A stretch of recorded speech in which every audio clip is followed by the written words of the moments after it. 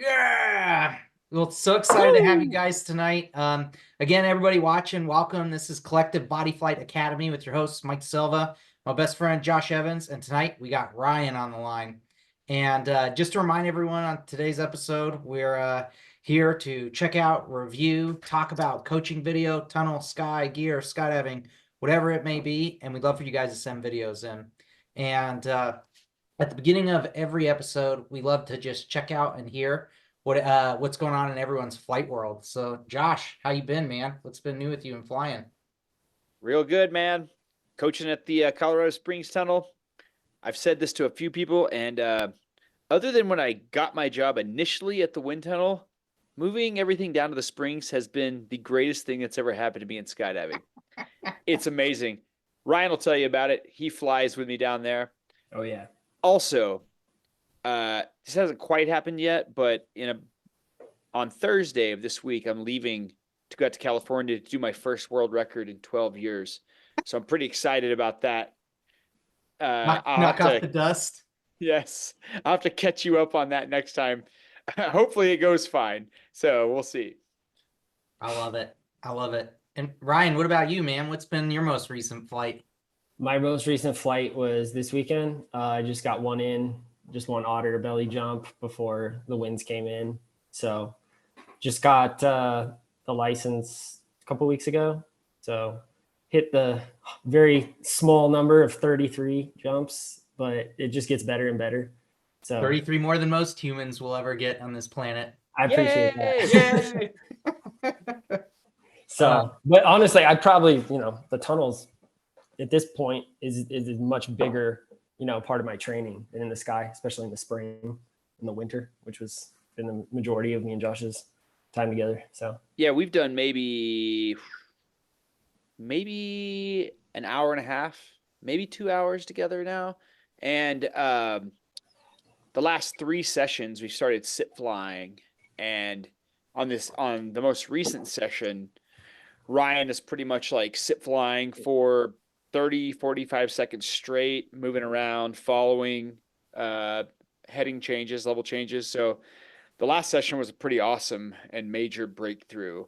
And now it's kind of like you were saying, like, oh, I can't wait till we can just get in there, just kind of fly around, head up. Yeah. And that's pretty much exactly what happened during our last session, which is a pretty awesome step when you make that in the tunnel. Yeah, I couldn't believe we actually just touched toes while flying it for a second. I was like, no way. This is what I was waiting for. That's it. This is why I started skydiving. I'm done now. Hopefully you're using protection when you're touching toes. You got shoes. My shoes got holes in them, buddy. I got to do some jumps at Skydive Twin City this past weekend and had one of the 2 of the cooler canopy type things I've ever experienced. And it was just awesome to have the big, puffy clouds in the Midwest that you sometimes graze by, not on purpose. But on breakoff, I deployed next to a big, thick cloud and was on opening and snivel, falling down a cloud line. And then as the canopy opened, I was over a cloud with a hole going through it, and the landing area was directly beneath me. So I was just spiraling down under canopy in this hole of clouds. It was good thing. Otherwise, that would have been illegal. Totally. Such good separation. Good thing you could see the landing area. So wait, that's the video that you just sent us, right? I didn't know that was a recent thing. I thought maybe that was an older video. But yeah, that was really cool. It is just a feeling of giddy excitement, just a new experience that I've never had. It was so awesome. I go months and months without jumping, and then get to summer in Minnesota and just remember why I do it. It's the best feeling ever. It's so cool. Sounds like skydiving Colorado too. Yeah, totally. Well, Ryan, I know we got 2 awesome videos of you today. Before I load these, is there anything you're hoping to get out of today, or what you want to accomplish out of our sessions today or focus on? Yeah, definitely. I don't want to make it too specific. I was telling Josh, I really want to leave it mostly open. Just one point I did want to touch on is exits and the hill. As Josh has described to me before, it's one of the hardest things in skydiving. It'll take the longest time because you cannot simulate that in a tunnel. You know, but and you don't get a lot of it. You know, canopy, you get a couple minutes per jump, but the hill is like over. It's like 8 seconds, and you're like, that happened. And so I got a few lucky ones early on. I was like, I really want to double down on this and remember what it feels like, and to kind of like get a little bit of guidance of the kind of mindset you two have in setting up in the door, the count, and making those first couple second decisions that kind of set that tone and that angle. Because I've noticed that the exit, at least at this stage where I haven't done many skydives, it's either everything goes exactly according to the dive flow because the exit was good, or it's just like total separation, like exactly what you'd expect out of someone new to this. And I'm like, we got a dock, and it was kind of time to leave, you know? So just trying to do what I can to accelerate that. And I guess what I'm curious about is, do you have any goals or aspirations long term? I know before you started recording tonight, you're like, I just want to get better, man. And I'm learning. But do you have any specific goals with your flying career? I do. It feels weird saying it on recording, but I do want to do at least one record at some point. Free flying for sure. Head down, but obviously also head up, you know, because I've been told there's additional challenges, you know, because it seems that a lot of those big waves, they come in head down and then half cartwheel. And also, like, as Josh has told me before, it's not a very aerodynamic position, and therefore those records have lower body counts in them for head up. So I'm very curious about those as well.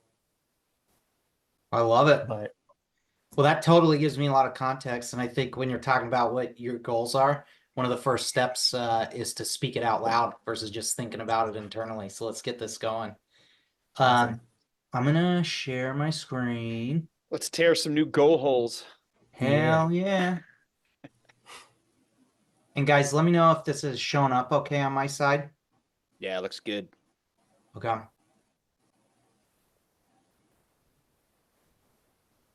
Nice little dive out. Was this video shot vertically? That's interesting. It was. That is interesting. Back And tuck you'll looked pretty actually- damn good. Thanks, man. I see. It's on 3D cam. Yeah, okay, that makes sense.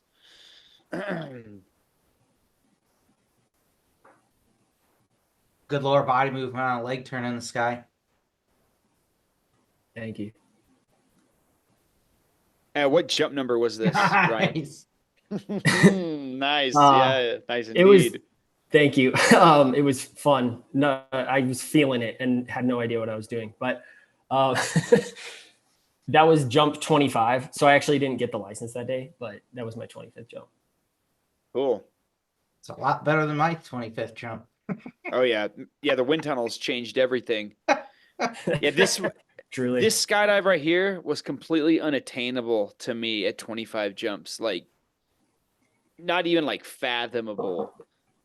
Because I think that you did stick the exit pretty well. There's a few things that I would definitely think about tweaking and improving, and the ability to get upright at all in a knee fly, and you don't really appear to be backsliding much at all. It's hard to tell how much the camera flyer is driving towards you, but yeah, you can definitely tell that you went into this skydive with quite a bit of tunnel time, especially with your leg turns and your lower body control.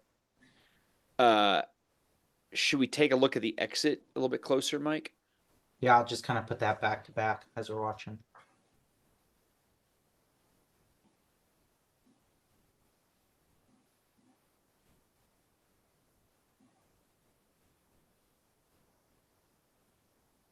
So what do you think about the exit, Mike? I got some thoughts, but I'd like to hear your thoughts first. Something I think about, two things, technically. You want to be able to see whoever you're exiting with. And so as I see you on this dive out, I'd love to guide you to get your chin up just a little bit more and try to have a little bit more flexibility through your neck and your spine so that the camera flyer you're jumping with, you can see them just a hair better.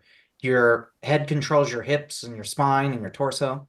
And if you're looking at that camera flyer as you exit, you'll be able to eventually like suck back into that position. Okay. So just like what I'm trying to say is look where you want to go on Okay. that belly exit, and your body will follow your head. And then the second piece I see is with the extension of your arms and legs, you're a little bit maxed out trying to Mhm. grab air. And so you have no more gas pedal to adjust. I would say learn to relax just a bit more and have a little bit more bent arms and comfortable space to let the wind speed pick up. And then you Okay. have range to either increase surface area or decrease more.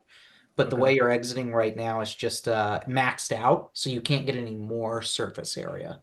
Okay. And so I like to have a little bit more range by being in a medium level of surface area in this like diving out belly exit, just so that I can slow down or speed up if I want.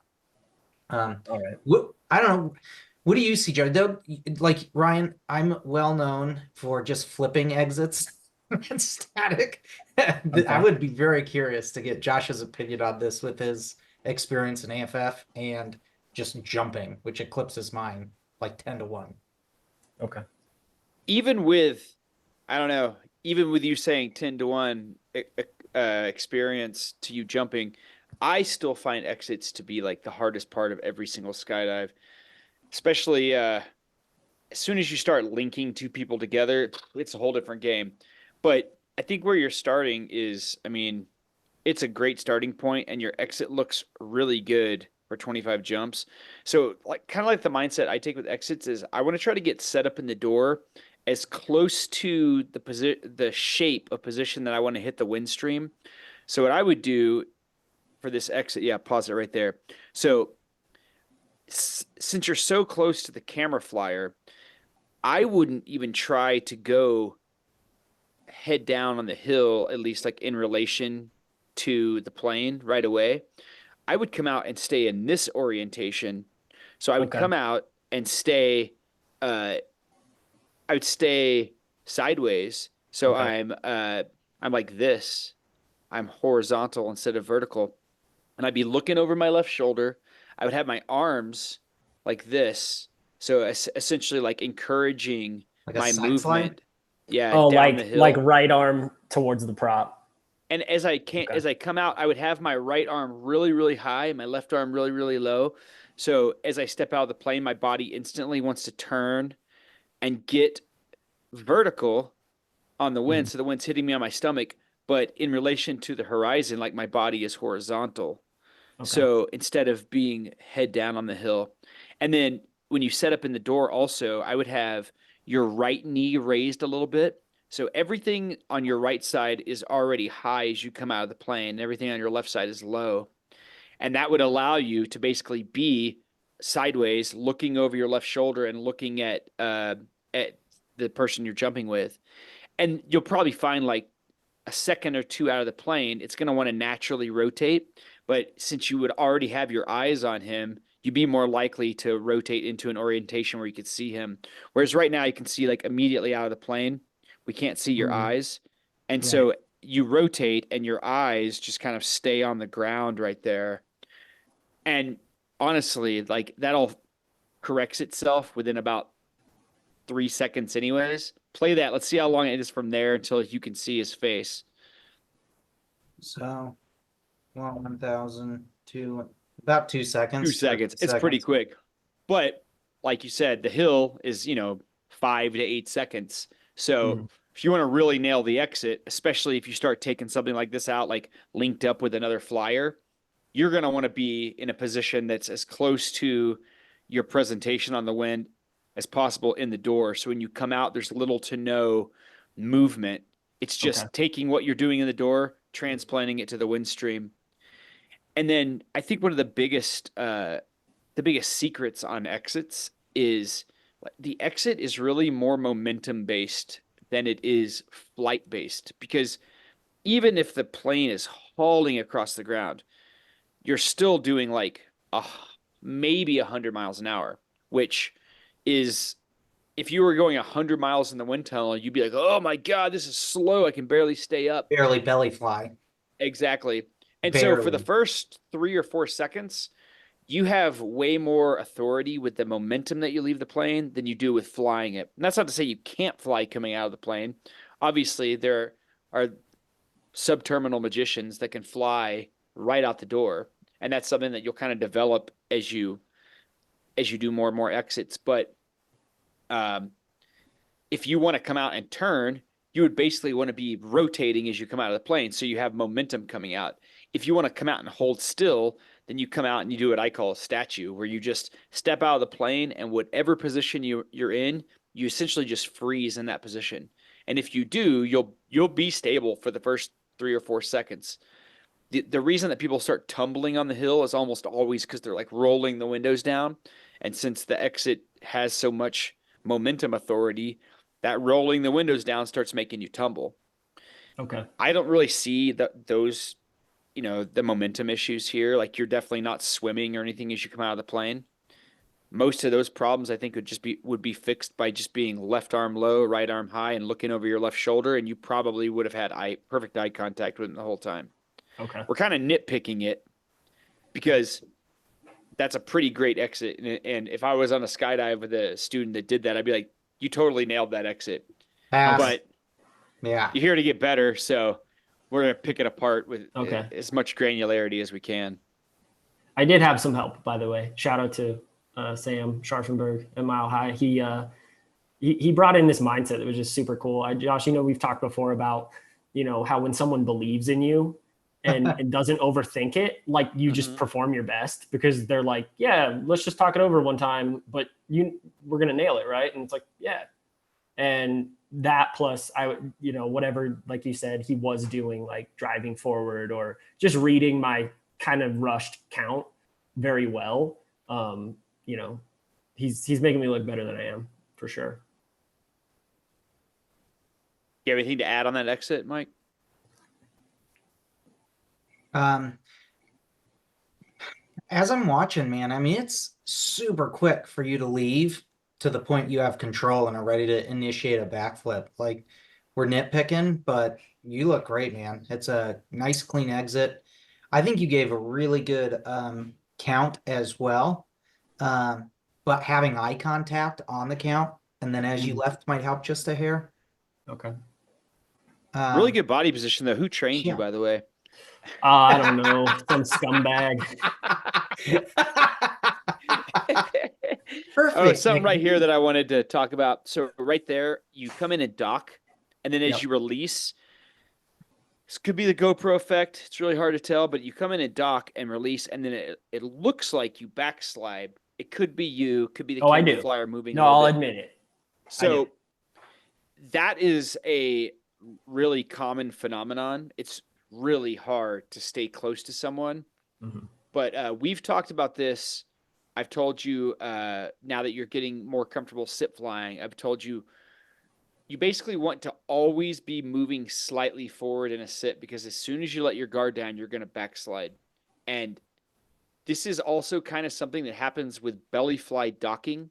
When you get two people that come in and fly close together like this, and they're in two arch positions, the wind is hitting the arch and it's shooting up across your head and your feet. So when two people come together and dock, if you let go and you don't think about encouraging forward drive, all the air that's coming off our chins and our bellies and hitting each other in the middle is going to push us apart. Okay. So when you come in and dock, when you release the dock, you should think about like pulling your arms in like this, extending legs just a little bit, like going into like slight forward drive, so you don't get pushed away in that unintentional backslide as soon as you drop the docks. I love to say it's so funny that we've independently come up with this thought, but I think my saying is if you can't dock, then you need to be driving at the formation. Okay.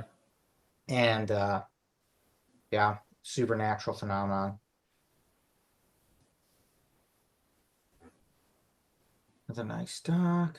Yeah, it's a really great skydive. And by the way, Mike, I think you mentioned the backflip. I got to give credit to the coach here again, because we were still, I think it's around 8 seconds. So it's like sort of the end of the hill, but it's not like full wind resistance.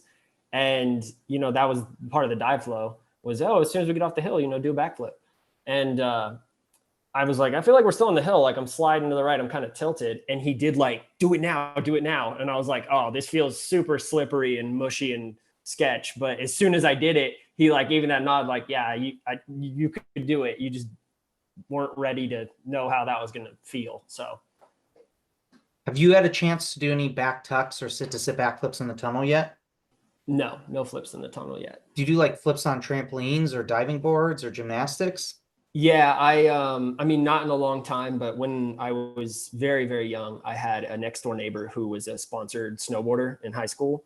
So he had a big, like rectangular Olympic grade trampoline, and he'd be like, come on out, strap on the snowboards. We'll like practice our backflips. So we kind of just would like flip on the trampoline with boards attached to ourselves a lot. You got a really strong tuck, symmetrical legs and shins. It's aggressive, like you throw like a gymnast. So in the rotation, you're on heading. You start and stop at the right orientation, like you have awareness of a full rotation. Like Ryan, you probably do a sit to sit backflip real quick. If this is how you throw it on the sky, like this is a really good indicator of how you initiate a flip. So good on you. Trust your instincts when it comes to starting to huck a backflip in the tunnel when that time comes. It looks really good. Thanks. As I watch this and I think of new jumpers, do you have an audible ditter? I do not yet. So a big thing I'd recommend is that you need to get one as soon as possible for the kind of jumps you're doing, just to be aware of altitude. And, you know, my opinion, the number one thing you can do to make skydiving fun and safe for a long time is have altitude awareness. And as a tunnel flyer and someone pushing the skill set where you have a lot going on, this is a lot going on in a jump for 22 jumps or 33 jumps or 100 jumps. There's a lot going on in this dive. And so just any kind of tool you can have to help you be altitude aware so you pull on time or break away on time would be to your benefit. And so, you know, used LMB or whatever, you know, whatever's in your price range. But I would, knowing how I'm seeing this jump go at 22 or 25 jumps, I would say that would be a priority over doing 4 jumps on a day on a weekend. You need to buy a ditter because you want to have that altitude awareness, and having so much going on so early in your career on a jump, which is awesome. You're also that's gonna cost you energy and effort and mental space for your pull altitude and like checking altitude. And so I would just recommend knowing like where you're going to go and the coaches you have and the ability you're going to have. I would get an audible ditter and just start programming that for an appropriate altitude for your groups and your skill set so that you got plenty of altitude to deploy and deal with canopy stuff. I wish that when I was a new jumper, I would have had a little bit more advice and guidance on transitioning from a tunnel rat to a skydiver. And that would have been one really important, helpful piece of information, was to just have the tools to make yourself safer. And that would be my opinion. And I wish someone would have told me that when I was transitioning. I'll definitely get that ordered. And that's something that I had thought about, you know, and I'm glad that you said that, because something in my mind was just kind of like, oh, that's a free flyer thing. Like I'm flying belly. Like what you just saw is the only, you know, knee fly or any non-belly thing I've ever done, except for like, you know, coach dives where they're like, do a barrel roll, or, you know, like, so a barrel roll, you know, like it's not really a lot of time that you're like not able to look at your alti, you know, just totally. Flight wise, right on this jump, as we get towards the sit fly piece, it's pretty impressive how close you stay on the transition from belly to knee fly right here, as you're kind of like kicking that up. Oh, the failed attempt there. No, man, you're totally holding it. You got some turns. That's not a failure. The first one where I tried to pull it up and I fell back. It's all good. Like, don't think of it as a failure. Just think of it as like learning with 25 jumps. And I think that on a two-way with a coach, have a fun time experimenting within the rules of the dive flow. Eliminate surprises, have a good plan. And if you're in a two-way, like this is so appropriate to play with and have fun with. What we talked about earlier, like driving to the formation, try to be a little bit closer on your belly maybe before you initiate. And like you could get to a point maybe where you're taking docks in the knee fly with your coach or the person you're jumping with. You did a turn, it doesn't look intentional, but you were able to stay in control of like Okay. not Yeah. cork to your back or whatever. And yeah, I like it. Like it's a really cool thing to just play. Did you feel and hear the speed change? Yeah. Isn't that odd to like sense so- that Yeah. adjustment? So he said that if I completed the dive flow, he's like, you could just mess around and experiment. I'm like, well, that's gonna make me rush the dive flow. Hence the barely tapped second dock, as I was in such a hurry. And I looked and I was like, oh, I still got like 7 on my wrist. Okay, let's go. And so I first tried to do it, slipped out, and I was like, okay, I need to like really slam on the gas here, pull these knees up. And as soon as I did, I felt myself driving towards him. This camera makes me look farther away than I am. So I felt myself driving towards him and I was like, oh, this is bad. So I'll just do some really deliberate input to make sure I don't hit him. And then it just kind of naturally started to spin and I felt the speed and I was like, all right, I'm just going to fold this up slowly. And that's kind of how it turns into that sloppy track that you see. But it felt incredible. I mean, I was just going with it and it was the blast. How far away do you think you were in actuality From right him? there when you first went up to your feet? Right there? Yeah. Probably only like 20 feet. It just looks really far. Like when I was falling out before on the docks, I definitely was falling out quickly, but we were only 10 feet. And I think he was compensating for me as well. I think he was kind of folding himself up to match my fall rate. I like the break off too. I think as we're thinking through the end of the dive, like your altitude aware. And let me see if I can pause it. Okay. Let's see.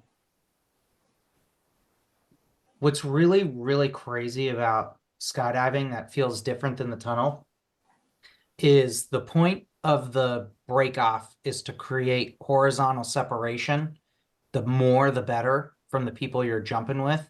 And without sacrificing too much altitude, because you don't want to deploy like below your hard decks. The more altitude you have to deal with canopy, the better.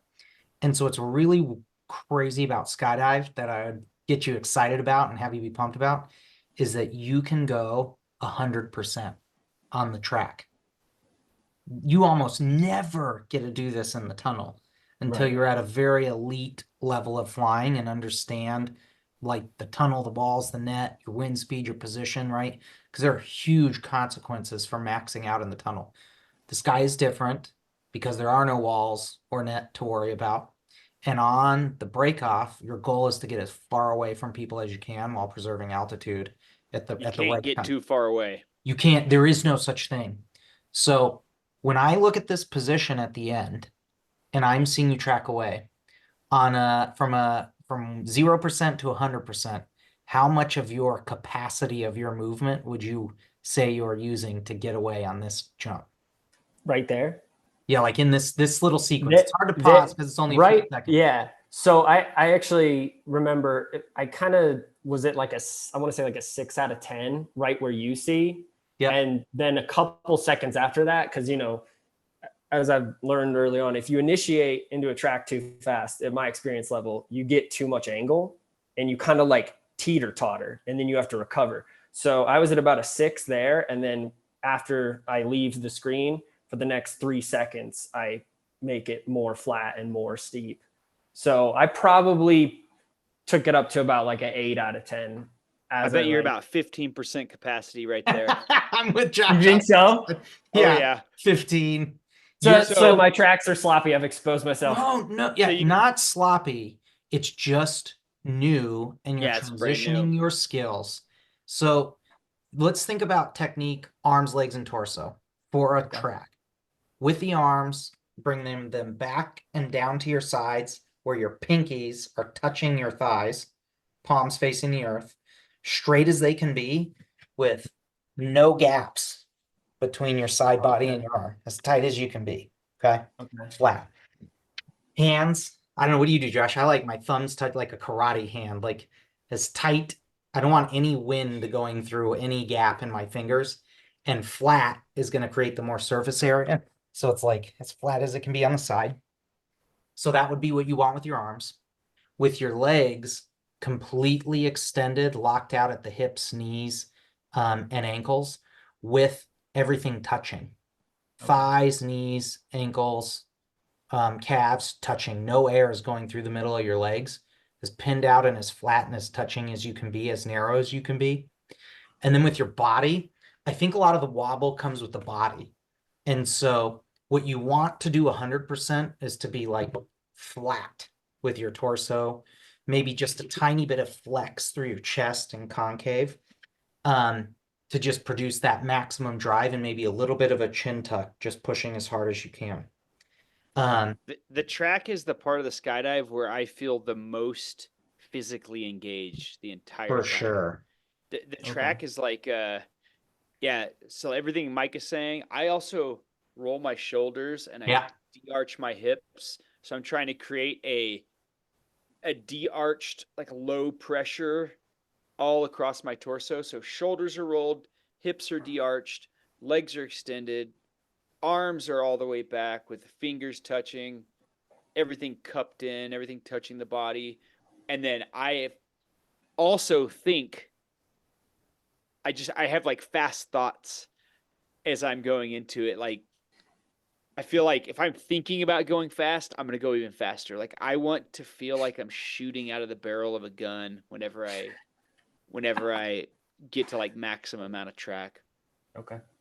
But all those things we're saying, that's not like an easy position to fly in the beginning, because the tighter you get everything, the more of like wobbly and unstable everything's going to feel. So that's not something that you want to go into like immediately on the first jump. And we've talked about this too, Ryan. Like, so from what I've seen, Ryan is a very gifted athlete, but It is a good jump, man. With very gifted athletes, though, there's certainly a phenomenon of being like, well, I'm just going to go 100% because I'm good at stuff. And you definitely want to take your time and ease your way into it. And you're going to be doing small skydives for now. You know, like on each skydive, think about like just getting a little bit more engaged on the track. So the first thing I would try to do on the track would be to lock the legs out, because you can't move, you can't track without your legs locked out. And you could see on your break off, your legs are still bent. So it's hard to say what happened after you left frame, but the first thing you should be doing is straight out, and maybe even keep them wide to start with. And arms back, you know, like in a delta, the closer your arms get to your body, the less stability you're going to have side to side. So maybe just start everything kind of wide, and over the course of several jumps, start getting tighter and tighter and tighter until everything is touching in the middle. And then start incorporating some of the shoulder rolls, the D-arch. And, you know, it's a technique that you're going to refine over the course of hundreds and hundreds of skydives. To be honest, like if you're on a four-way, if everybody goes a different direction, you really only need to get 200-300 feet away. If everyone does that, you're going to be fine. But I like to track as if no one else is moving. And in fact, some of them might be going my direction. That's the way I like to track. I try to get as far away as I can. And as I'm tracking also, I like to glance down at the ground. And if I can see the ground moving, I know that I'm doing good. Because it's hard to spot the ground moving when you're skydiving. But you can start seeing it creep just a little bit if you have a really good track going. Okay. Love that. All right, let's take a peek at video 2. I haven't seen this one at all yet. So I think I have a little bit better of a track in this one, but it's in like one frame or so of footage. Nice. Oh, different exit? Yep. This was an earlier jump. This is a coach 12 jump. So I was with 2 coaches. I picked the dive flow, but we got out at 10 because of that cloud. And then what you didn't see, maybe if maybe you did, was me and Max didn't discuss who would be taking a large step and who would be taking a small step off the king airs. So we just burble into each other and then push off. And that's why I was like in a side flip type maneuver. That's classic coming out, especially that door, super tight door. And this is different helmet too, I noticed. So different gear. Did you go from the G35 to G4? Yeah, I started with the G35, but it was like digging into my chin because the shell's a little smaller. It's different for sure. It just wasn't breaking in. And I got the G4, and all of a sudden I could keep my chin up in the tunnel. And I was like, oh. I love the G4. I see really good control on fixing the exit, like a talented tunnel rat. You found the wind 5 seconds out of the door or less and fixed it. You're honing in on your teammate. You're flying pretty well, making good adjustments.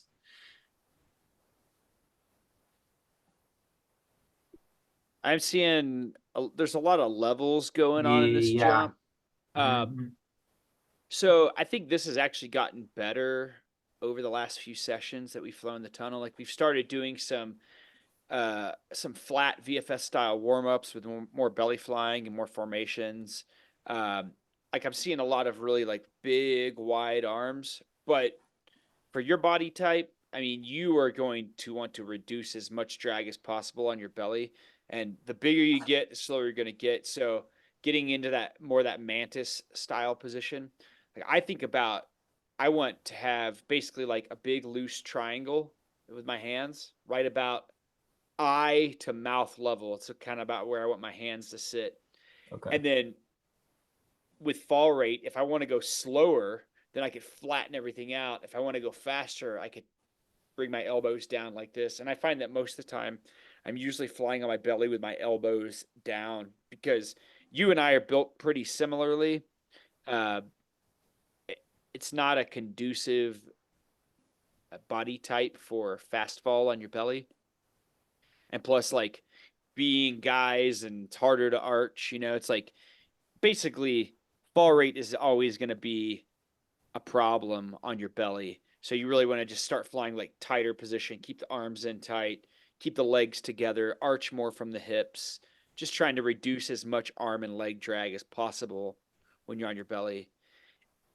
But again, for the amount of jumps you have, there's you're getting maybe 2 or 3 feet of fall rate waiver when you guys are coming in. And as more people come in and dock and the formation builds, waves will go through it. I think all things considered, you're handling everything really well. And I think that just comes back to like your athletic background. And I know you've done like a lot of surfing, which is a big sport about feeling and reacting to conditions, and skydiving is kind of like that. It's a huge Definitely. like tactile feedback sport, and I think that you can see a lot of that comes through in your flying, just that ability to react to things on the fly without having to process them and just kind of going with the flow of the elements. Thanks, man. I appreciate it. And this was you said way earlier jump, right? Jump 12. Well, coach 12, so I think that's somewhere around like 18 jumps or something. It's not a lot before, but at this, basically 0 jumps. Basically 0. Yeah, this is so new. So yeah, we kind of me and Max had done a jump earlier that day, and it's so funny. Like I learned a big lesson this day, which was we nailed an exit just before this on a previous jump that we didn't film. And we just went into this one with Wes, like, hey, Wes, we need an extra coach. And then he's like, okay, how are we going to do it? And I'm like, I'm on step. He's outdoor. You dive after us. And we just were like, oh, yeah, we'll just nail it. But this wasn't the kind of thing I was talking on the previous one. This was like, we did not talk about it. Like, it was just like, yeah, this will be easy, quick speed star. And then we barely got it before break off because me and Max just kind of goofed it up. Hey, Mike, take it back to that track position. Pause on that track position. Yep.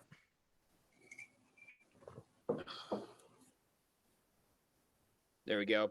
Ooh, there's that 15%.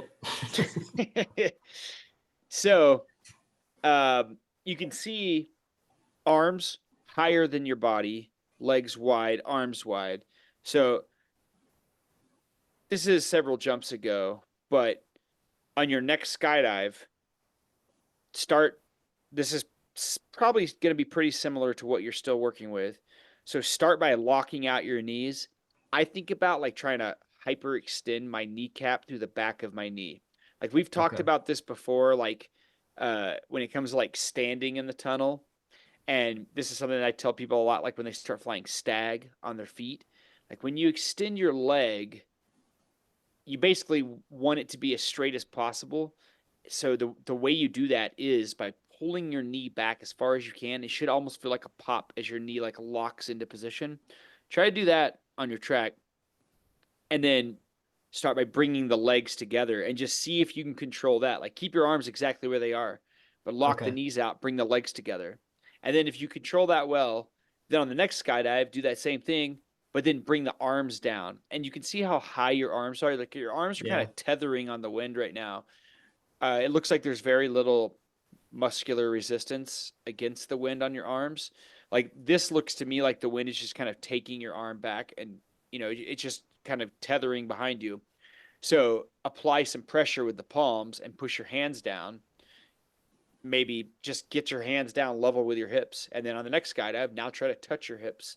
And then Okay. over the course of like maybe 5 or 6 jumps, try to take it from this to essentially like on video, it should look like a pencil. There should Okay. be there should be like no gaps in it anywhere. Yeah, like a 5%, 3 to 5% change for aggressiveness is totally okay. That's a lot. Okay. And, over 20, 30 jumps, you'll learn to max out whatever your current technique is. And it's there, I would love for you to know and understand it's all about trade-offs. Body position, skydiving, canopy type, how hard it's all about trade-offs. Not that it's better or worse. You're just going to get different outcomes from the choices you make. And in the track, the harder you push and max out, the less stable you're going to be. So Okay. there's this judgment you have to make. And in a skydive, the breakaway is to be safe and get away from your friends and deploy safely. So you can only ride the edge of whatever your current max is without becoming unstable and corking. Because then you defeat the whole point of tracking away if you cork and waffle and lose a bunch of altitude and don't make space.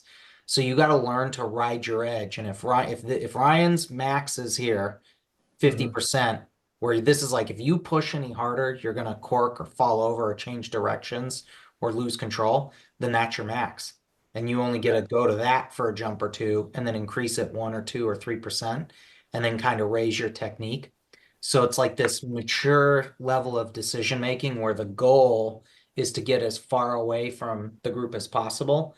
But if you're doing that, then push your technique of straightening the legs, hyperextending, getting the whatever thoughts, thinking fast, the pinkies and the palms flat like ninja hands, flexing the torso. Just start incorporating those things little by little, so that you're safely pushing your limit, right? And if you break that safety goal of getting away from people, then you went a little too hard, and hopefully you're just doing 2 or 3 ways for a long, long time as you're like Okay. challenging and growing in your free fly skills. I'd say the more aggressive of a jump you plan, the less people should be in it to maintain fun and safety and a learning curve. And if you're Okay. getting into bigger and bigger groups, then the skill set or how hard you're pushing yourself should come down significantly. Okay. I think those are really, really great things to play with and just be very calculated in who you jump with and how quickly and aggressively you grow so that you can enjoy the sport for a long, long time in a low stress environment. You're gonna learn better when you're having fun. And a big part of that is being safe. And so if you feel safe, doing the 2 or 3 ways with people and have jumped with a lot, you can push yourself harder, do more flips and knee flying and different exits, get a ditter, make sure you're altitude aware, and then on the track, just keep thinking like this is okay to charge hard. It's like one of Okay. the few places you get to max out, so take advantage of it. It's a cool thing to go Okay. as hard as you can at flying. Um, but yeah, it's really cool. In the body position on the track, one thing I would share in my hand signal is like thin. Okay. And when you're Excellent. going forwards, width creates resistance. See how you're like a delta, you're a big triangle. Hmm. All that surface area out to the side is slowing you down because the wind is hitting here, but your Okay. objective is to go forwards faster. The thinner you get, I wish I would have known this earlier. It's not something I really fixed for a long, long time until I did a angle camp with the Horizon boys, and they're like, "You're Mike, you're trying really hard, but when you flex and muscle it out, you're getting maybe like shoulder distance with your thighs and your legs." And I was 100% with muscles, but my body position wasn't right. And so I was always like a little delayed or late in tracking jumps. And so Okay. I saw a video of myself with my legs wide, probably because the muscle memory of trying hard in the tunnel is like flaring out a little wider as you're carving. And I literally had 17 years of skydiving and 4,500 jumps and still hadn't figured that out. And Okay. I saw the video and they're like, Mike, you need to put your legs together. And when I did that, when it came to forwards moving in the sky, it was like every jump I was on, I was like 100 feet in front and I wasn't even trying hard anymore. And it was amazing what that width did. So when you track, something I wish I would have heard when I was new was like, get thinner. But the trade-off is you're going to become very unstable in all Okay. directions as you do that. So measure yourself little by little, and you're All going right. to if you're a similar height, weight, and strength to Josh or that body type, you're going to be really fast, which will make you get really far away from people, which is Okay. much better. It's a lot safer on every jump. Okay. Awesome. I think there was actually it was either AFF 5 or 7. It was like one of the first jumps basically where they ask you to like, hey, practice first time, practice tracking, we'll watch you, you know. And I initiated it. So like beyond what you're saying. You're saying like, okay, turn it up a little bit. I turned it up everything I had. I tucked my chin all the way in. I think I basically got like way too steep. And that little, you know, those Pro Tech like skateboarder helmets they have you wear. I think it was, I heard it creaking. Yeah. And then when I got to the ground, my coach was like, or my AFF instructor was like, yeah, not that much. like that was too much for your first time. And I think I just peeled it back ever since then because I may or may not have been like head down flying on accident. So maybe it's time to just turn it back up a little bit. Yeah, lesson learned, right? And I would say if you went head down, then you broke safety and separation, and that would be a reason to dial it back. The goal is to create horizontal separation and conserve altitude as much as you can during that time frame. And it's really funny because like I call it the gap in body awareness. What you thought you did on your beginning jumps, or what I thought I was doing on my angle camps a few years ago, was over here. And what actually happened on the video was over here. And there's a gap in body awareness. And the only thing that fixes that is experience, repetition, and video. And you chisel away at like the statue of Ryan, Mike, and Josh. And it gets a little more precise, a little more aware, a little more specific, a little tighter over time. And so just keep chugging away, man. From these jumps, it looks like you're doing an awesome job picking the right flight groups. Keep listening to your coaches and mentors that you trust. Definitely get a ditter, get as much video as you can, and just keep having fun jumping, man. Keep it small groups for now, and the harder you push on the dive with whatever the technique is or the dive flow, keep it 2 or 3 ways. I think you'll have more fun and you'll learn faster that way. No doubt. Great advice. Well, Ryan, I know we're kind of getting to the end with videos. Did you have any like closing thoughts or questions as we covered this today? I feel like this was pretty general. I mean, it covered a lot of different stuff. We did. No, this was exactly what I was hoping for. I feel like I've learned so much, and I didn't even think about the tracking coming into this, so I'm glad you guys addressed that. This is tough, I guess. Well, we'd love to have more video. I'd be super excited based on what Josh has shared about you to see tunnel videos or more jump videos. And I know it takes a lot to like put yourself out there, but man, this is awesome. And you're in an amazing place to learn. it's really cool to see people getting better. And I remember what it was like to have to learn in body flight. And you're at a super cool place to like progress on toe touches with protection or whatever head down docks you're going to take in time. So yeah, man, I'm cheering you on big time. Thanks, And man. keep pushing. Are you I in I student appreciate gear? what? Are I'm you sorry. in student gear in the tunnel, like a student suit, or do you have your own flight suit with your I body? don't have a suit yet. I don't have a suit or rig. I got my own helmet and LT, but yeah, I should maybe. I don't know. I haven't really talked about suits with Josh yet. I know sometimes people come into the tunnel and they bring their own suit. And I think, Josh, you've had in the past, maybe some people use the iFly suit so that they learn the position with more drag before moving on to free fly suits. So I don't know if it's the right time yet. So I would get a suit for sure. As you go through your progression, there are certain times when, unless you just have a baggy suit, which no one does, I'm going to throw you into a baggy suit. Basically, like the stage that you're at now, learning to sit fly. Okay, now you can stay off the net. Okay, you could be in a slightly tighter suit. But when you get back to head down, you're going to get put in a student suit because it's a bandwidth thing. Like we were talking about earlier, like you're always looking for things that'll free up your bandwidth. And one of those things can be a suit because lift takes a ton of bandwidth to stay up. But if you can get in a baggy suit and you can let the suit do the lifting for you, now you can apply 100% bandwidth just towards balance and movement control.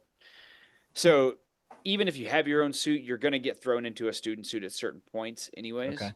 So you should definitely have one though. A helmet and suit, especially with how much you fly in the tunnel.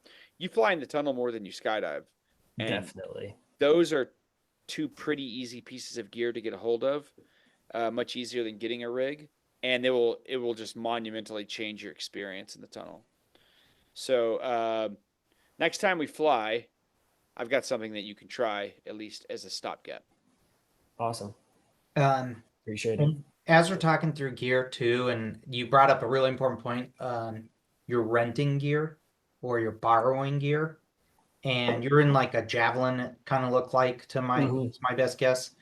You want to make sure it's free fly friendly if you're doing any kind of flips or vertical flying or knee flying. So the first video I watched, I would want to make sure that it is free fly friendly. And that could be a whole nother video we do, but for the sake of today's conversation, just ask your coaches or instructors and you're looking for a like a fresh BOC or elastic on the bottom and that the Bridle bridle is cover. properly routed. And that's critical.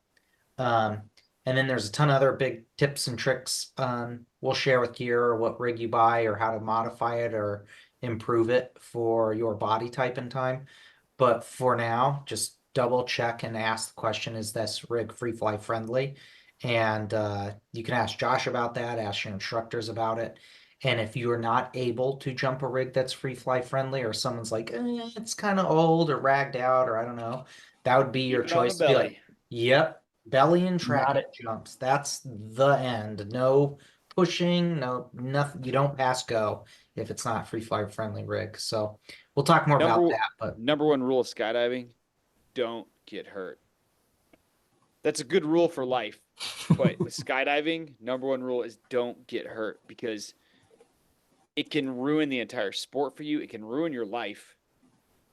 Like skydiving is fairly safe if you do it correctly, but you basically just want to eliminate as many variables as possible because at the end of the day, you are jumping out of an airplane, which is like categorically insane. crazy. Yes. And so Nah, man. it's totally normal. That's why everyone you know Everybody does it. Yeah. Totally chill. Yeah. That's why all Everyone your I'm friends getting that don't everyone I'm skydive, getting to know does it. yeah. But that's why all your friends that don't skydive are like, will you please shut up about skydiving? We don't do this. But yeah, you never want to rush anything in skydiving just for the sake of like getting radical. Right. Getting radical is basically a death sentence in skydiving. So don't rush free flying or getting vertical or back flying or doing flips or anything if your gear is not ready for it. And it'll seem like, oh my God, I want to do all this stuff, but I feel like I'm waiting forever. But in reality, if you do it right, you could skydive for the next 40, 50 years. Like you could skydive well into your octogenarian years. You just have to not get hurt ever. So don't push it whenever there's a modicum of extra danger. You got it. Use protection. Don't wear those holy shoes. Josh, you want to check us out for tonight? Oh, yes. Well, Ryan, thank you for coming on the show. That was awesome. We've said this before, and we'll say it again. If you're concerned about your flying and you're like, I don't know if I have video that's good enough to bring it on the show, you are exactly the kind of person that we want to come on the show. Because this is the Collective Bodyflight Academy is not about coming and showing off your most awesome skydives. We did see some great skydives tonight, but this is about learning. Mike and I love coaching, and we want to give you guys free coaching. So regardless of skill level, everyone has something that they could possibly learn. And we would love for you guys to submit video to us. So submit your video to collectivebodyflightacademy@gmail.com. Give us a little write-up about what you're interested in and what you'd like to learn. And Mike and I will get you scheduled, and we'll do a show with you. So with that in mind, thank you. Thanks, Ryan, for coming on the show. And thanks, everyone, for watching. And don't forget, most important thing, besides not getting hurt, is you got to tear the sky a new air hole. They're real big. All right, boys. It was awesome catching up tonight, Ryan. Hope to fly with you soon. You guys Definitely, Mike. stay clear. Take care. See you.